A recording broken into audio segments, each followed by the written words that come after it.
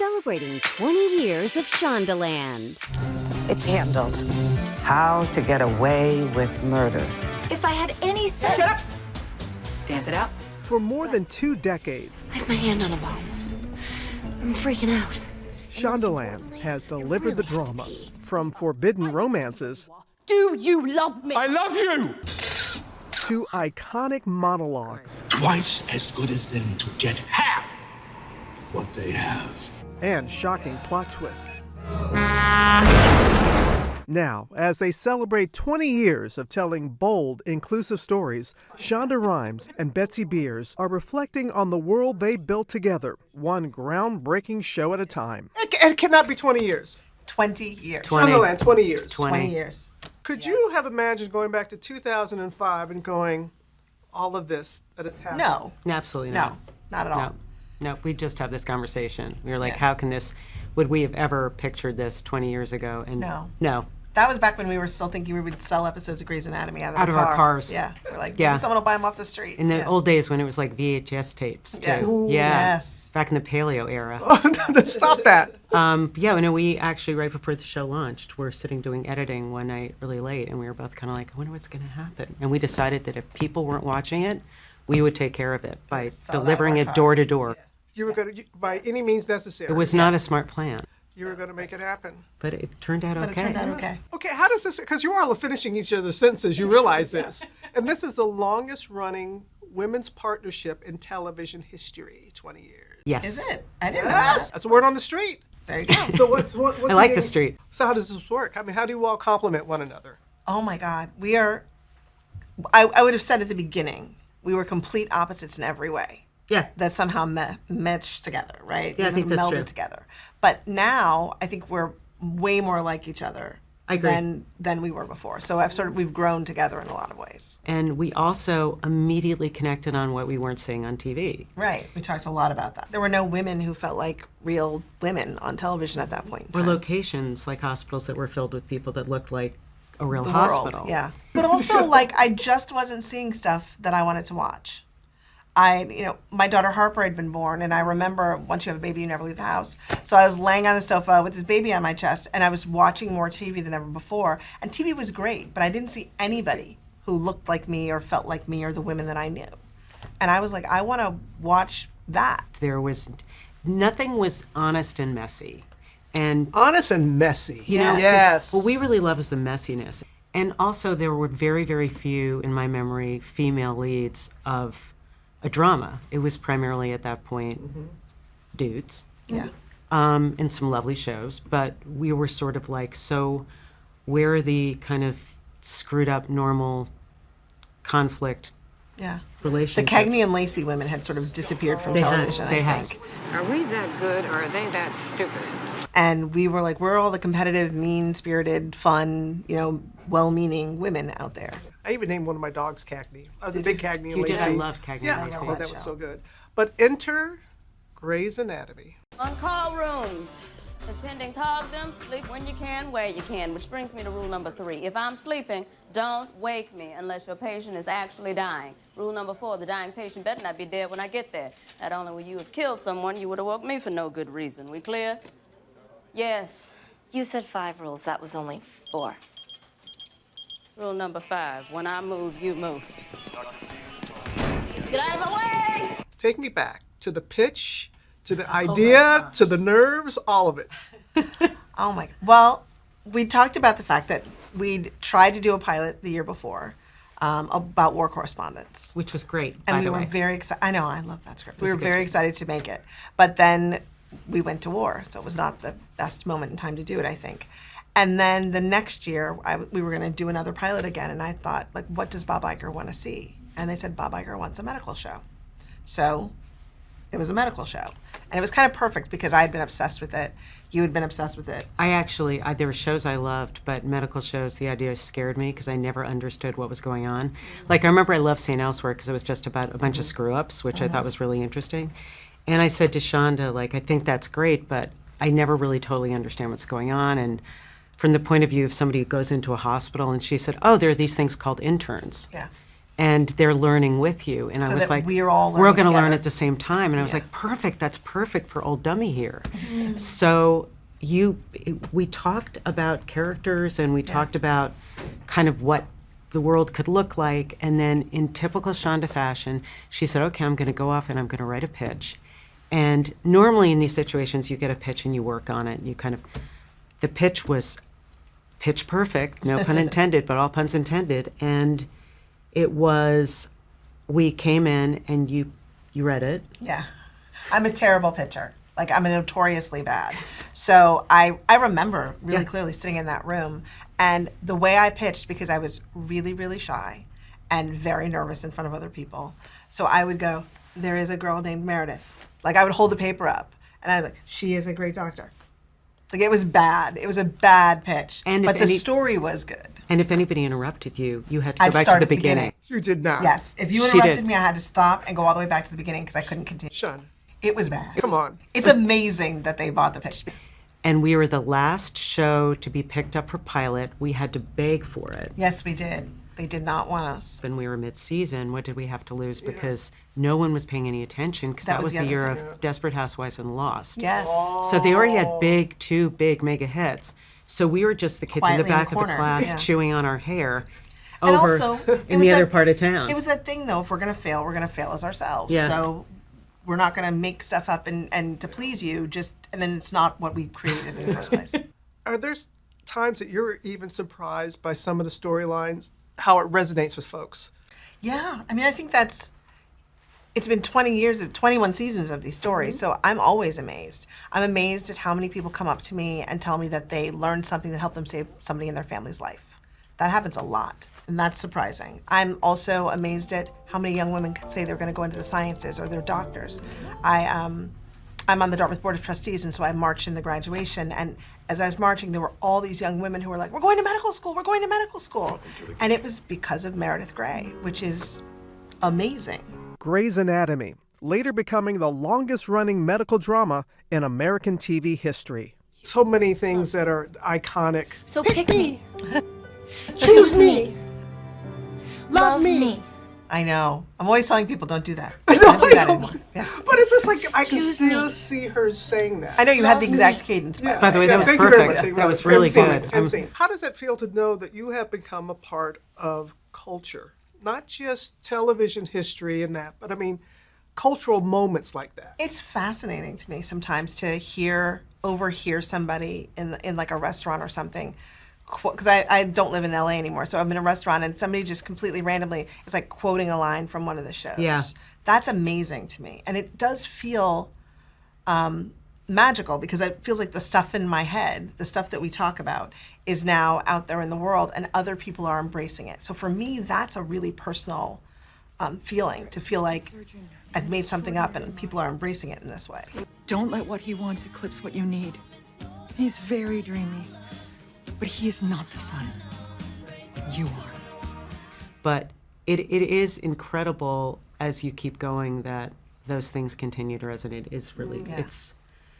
it's also, I think, for Grey's being on for so long, that you're watching this whole new generation of people discover stories that I found so incredibly. The great thing about not writing and just being a gigantic fan when the writing starts is, I was with somebody who was relatively young the other day who came up and said, okay, look, I'm on, I just saw, Denny dying. And I said, oh, spoiler alert for anybody who hasn't seen that. I didn't say that. And I said, oh, yeah, season finale, season 2, yeah.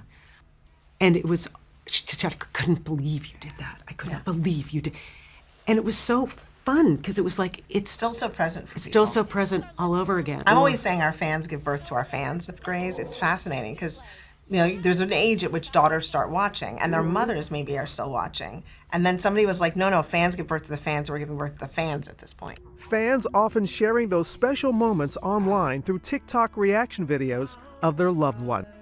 Wait, he's married? Like, no. Meredith, I know you're flawed, but this is crossing a line. Oh no. Oh my God. Dude. You can see it so many ways. Right, that- you can enter in so many different ways and areas. Shondaland's reign over primetime continued with smash hits like Scandal. Do I always get it done? And How to Get Away with Murder. We won because I did my job. I remember 2014, TGIT. I Save Lives. I run DC. I kill in the courtroom. That was like the last modern type of appointment TV. You had the entire lineup. What did that mean to you all?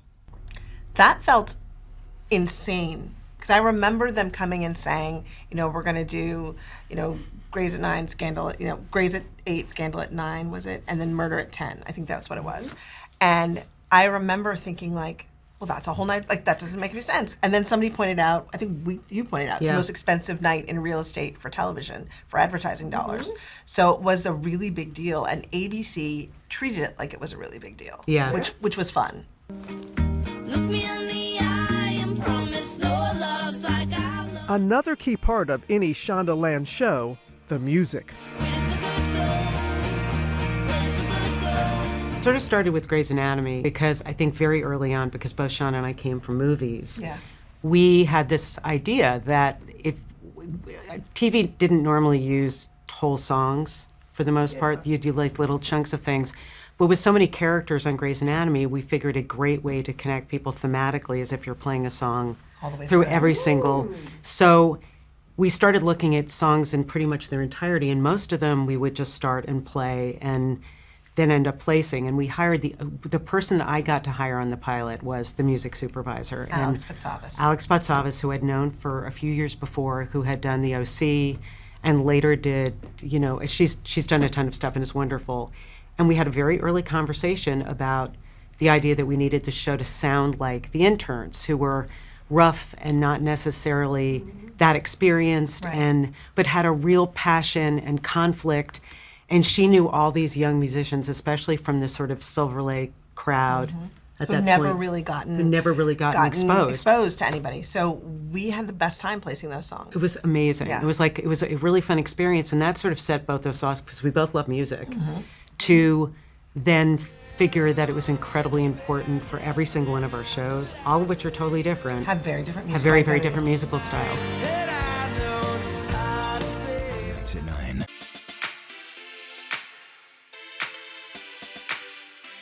In 2017, Shonda signed an exclusive partnership with Netflix, marking a new era for Shondaland and the streaming landscape. You must make haste! Should you think she heard me?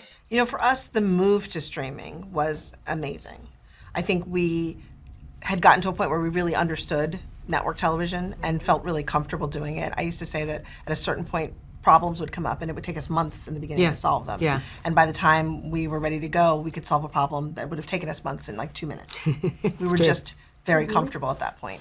And so moving to streaming was, it was something we saw coming. I was excited about it. I remember thinking like, this is where TV's going. And so we made the jump, which was great. And those changes have been fantastic for us in terms of we tell stories in different ways now. We're allowed to sort of expand that out. We've created a universe of storytelling around the shows that's not even the shows themselves. Exactly. And it was sort of the amazing effect it has when your show launches at the same time all over the world, which was, Bridgerton was the first time that had ever happened. That was really shocking because it hit in a very different way. Obviously Grey's is loved all over the world, but it was very different to have it just roll out in the same night for everybody everywhere. If this is to work, we must appear madly in love.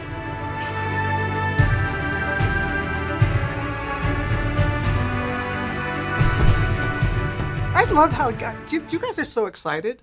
Yeah. This is what I love. It's 20 years in, and I could be talking to some people that'd be like, but you all lean in, and we love what we do. Oh no, we love what we do. Yeah. And it's, the funny thing is, it's like we were talking about this yesterday. Is I just can't stop thinking.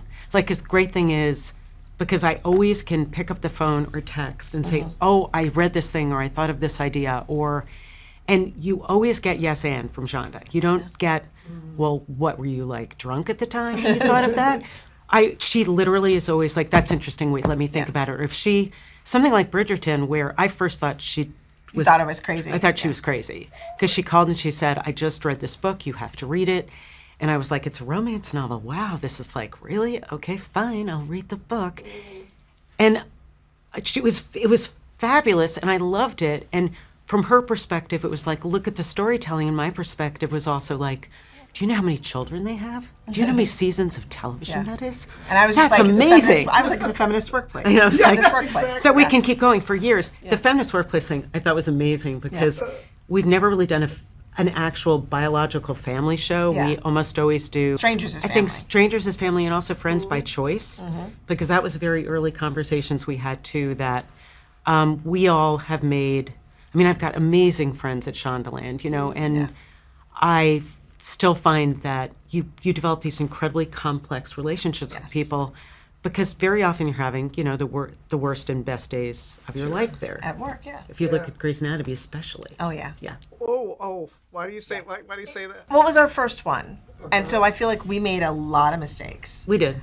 But not in a bad, like I don't feel like any of the mistakes were a problem. Whatever came from those mistakes turned out to be fantastic. We'd never done it. Yeah. It's that make your mess a message thing that you always say. Oh, that's so good. Yeah. Thank you. What is she doing? What are you doing? I'm wondering why you're wearing a dead man's shirt. What passes the Shondaland test? It seems to me, and thank you for what you just said about my mom was saying, but it seems to me you're creating things that you want to watch. Yes. That you would want to watch. That's basically it. That's it. That's our smell test. That, and we don't do the same thing twice. And we don't say yes to things that seem like slam dunks sometimes. Because that's for sure. They're not living in our brains, and we think like, yeah, people would probably watch Grey's Anatomy Boston. But it's not living in our brain enough for us to come up with the world and to build it and to get excited about it. And we really have to want to watch it.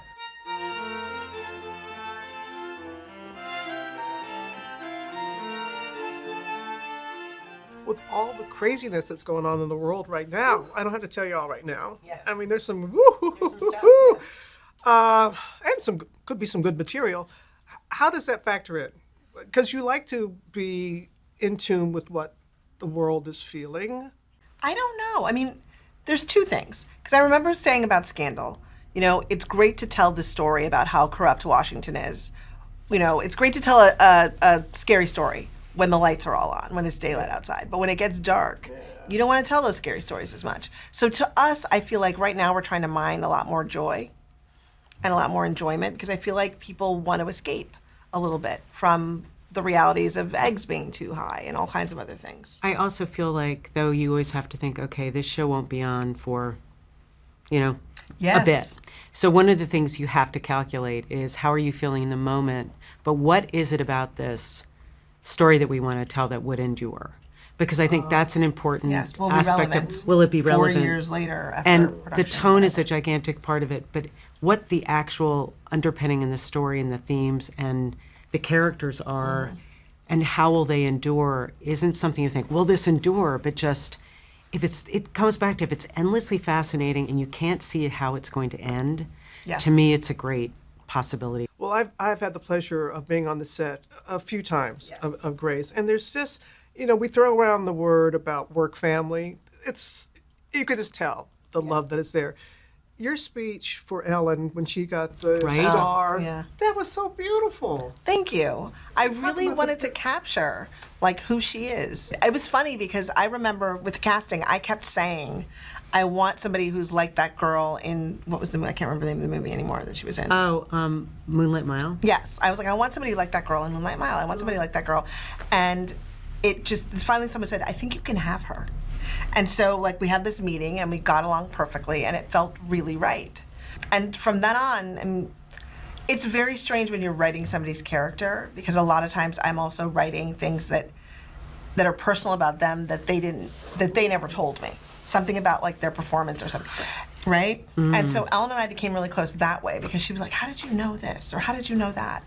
And we just started talking about it, and it was sort of the way it worked. And after a certain point in time, you know, we're calling each other for advice, or we're calling each other to talk about, like, how we're going to deal with the network, or all kinds of things. Like, it really was about growing as women in the industry together.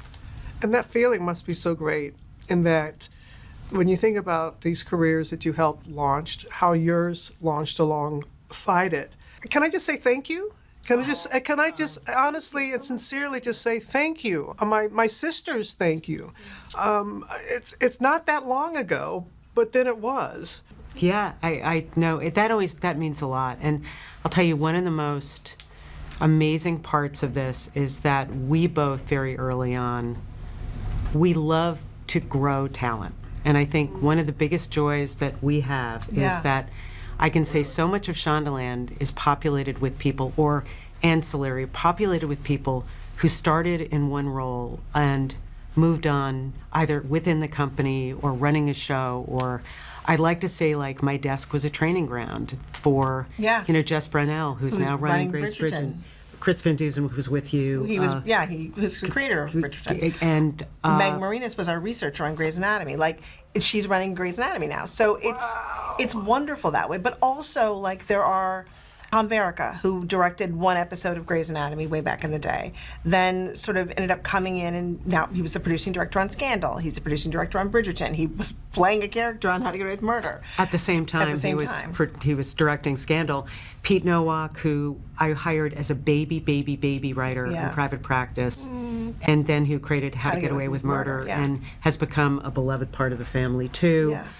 There's a lot of people like that. Lynn Paolo, who is our costume designer on Scandal and Queen Charlotte and Bridgerton, Inventing Anna, she was amazing. And we did a line of wedding gowns with her, Bridgerton-inspired wedding gowns. It's wonderful to be able to have these platforms where we can all continue to work together, but also where we have the opportunity to grow a whole nother generation. And on top of that, there is the Ladder program. When we got to London to really start filming, what we realized is that there were not a lot of crew who looked like us or looked like me. There was not a lot of crew there, and it was just a problem going on in England. And so we created a program. Netflix was great and funded it, but we created a program where we could bring people in, pay them to do the apprenticeships that they needed to do, and then we'd hire them onto shows. And it was rare because we also did it on The Residence in Los Angeles, so we had a similar situation. And we do it with line producers as well. And a number of those people actually ended up getting jobs. And the great thing about when you bring somebody on and you hire them to be there is they qualify with hours to get their union membership, and then they get to be hired, which was the hard part, because who can work for free to qualify for all those hours? I mean, that's not a simple thing. So we made it possible for people to make a living while doing it. 20 years in, and so what's next? What is next? I don't know. I mean, that's what's funny for us is we're never in a phase of like, we're done, we're coasting, like we're good. We were just talking about last night, we were literally having that conversation. Last night we were going, what's next? We were having dinner and we were sort of trying to figure out what's next. And we don't know yet. I just know it's going to be fun, and we're going to love it a lot, and we're going to be incredibly passionate about it.